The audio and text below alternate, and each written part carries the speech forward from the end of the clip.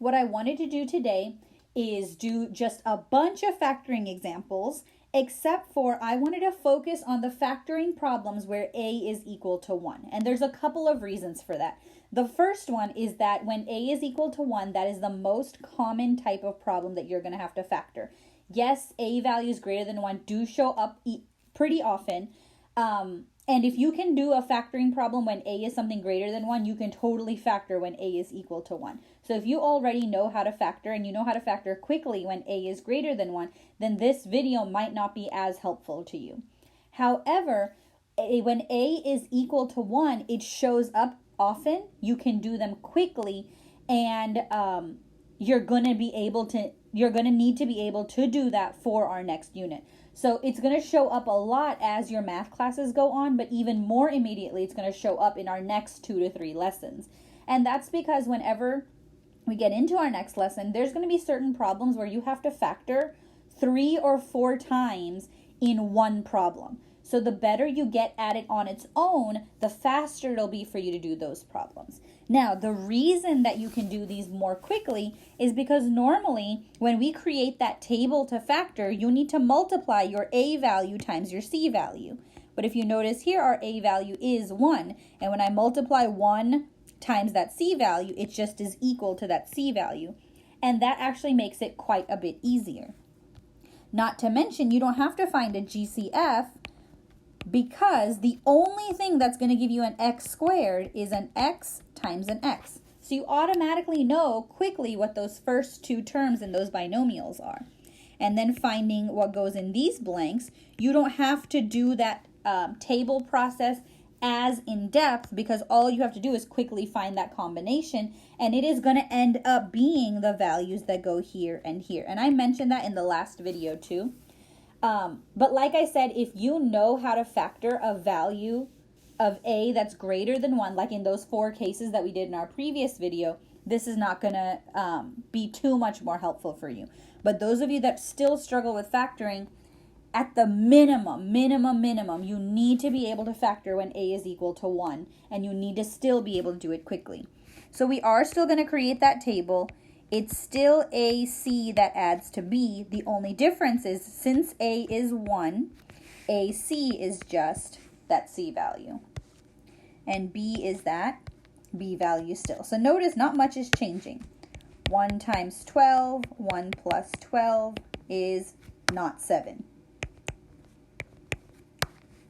2 times 6, 2 plus 6 is not 7.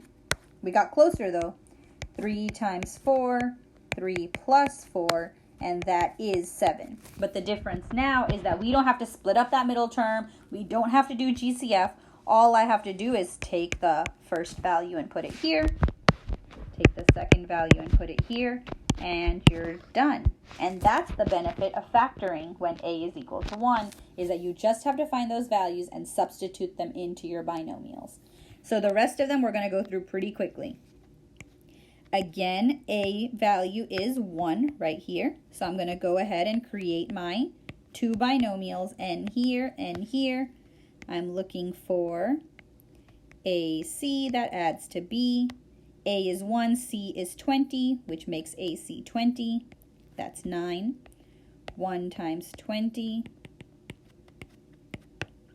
1 times 20 is 20. 1 plus 20 is not 9.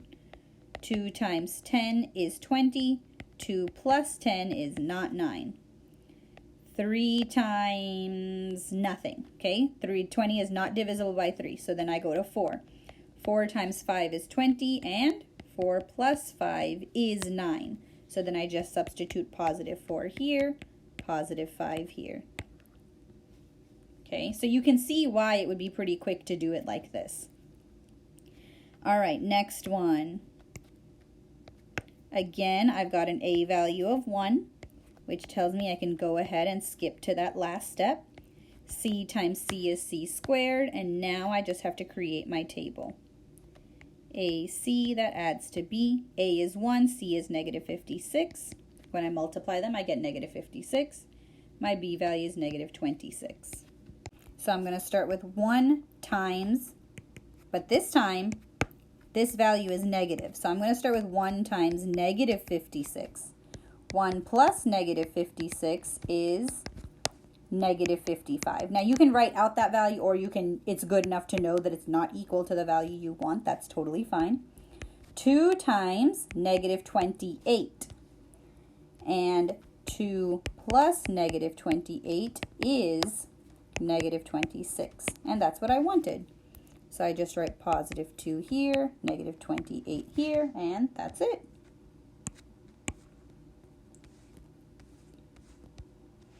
Same thing, my a value is 1.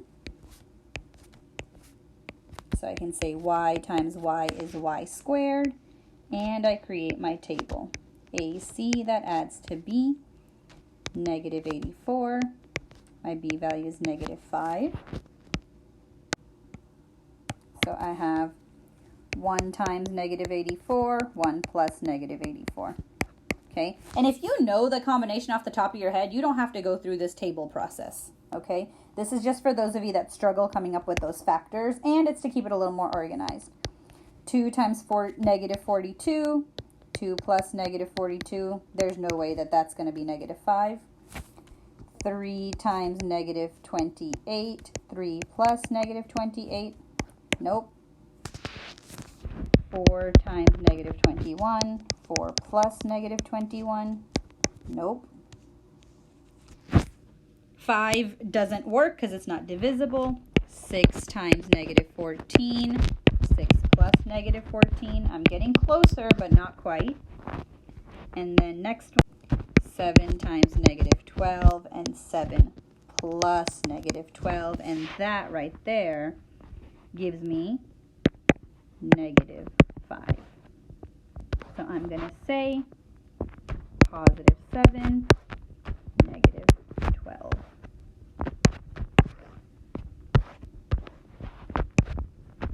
Again, my a value is 1. X times x is x squared. And from these, I'm just going to go ahead and skip to the right combo. AC that adds to b. My AC is 24. My b value is negative 11. Actually, I take that back. One more where we list all the values, and then we'll skip. So 1 times 24, 1 plus 24, so no way. 2 times 12, 2 plus 12, nope. 3 times 8, 3 plus 8 is actually 11, but I don't want 11, I want negative 11. And those of you that know, and we've talked about this a lot, is if you get the right value but the wrong sign, all you have to do is go change the sign on both your numbers. So negative 3 and negative 8. Negative 3 plus negative 8 is negative 11. And that's the combo I want. And so those are the values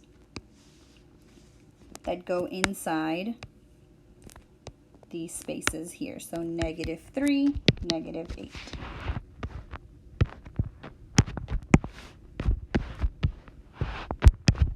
All right, so again, my a value is 1. So I go ahead and I create my binomials. Y times y is y squared. 50, the first factor that comes to mind for 50 is 10 and 5. But I know 10 plus 5 gives me positive 15, which means it must be negative 10 and negative 5. All right, next one.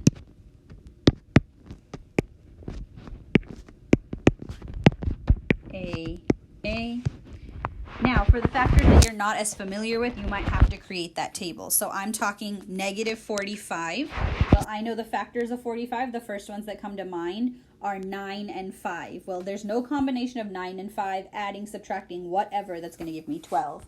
But there is 15 and 3. Now, the question is, which one should be positive? Well, 15 should be positive. 3 should be negative because 12 is positive. And then finally, last example, A value is 1. C times C gives me C squared. And then I'm looking for factors of -6. And so I've got 1 and -6, which gives me -5, or I can do -1 and +6, which gives me +5. Because -1 times +6 is -6, -1 plus +6 is +5. Like I said, I just want to do a bunch of examples where A is 1 so you can see how quickly you can do factoring when A is 1 as long as you're able to find those values in the table pretty quickly.